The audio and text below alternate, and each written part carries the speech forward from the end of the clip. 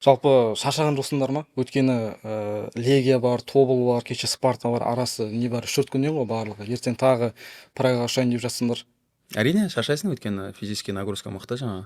Әр ойында мысалы Даниярдың өзі 90 минутта ойнап жүр, соңғы ойындарда барлық ойында кеше келісім шарт бойынша ойнала алмай қалды Тобылға қарсы, бірақ барлық ойындарды ойнап жүр. Мен мысалы қосалқы құрамынан шығып жүрмін, бірақ соның өзіне әрине жаңа орысша айтқанда нагрузка дейміз ғой.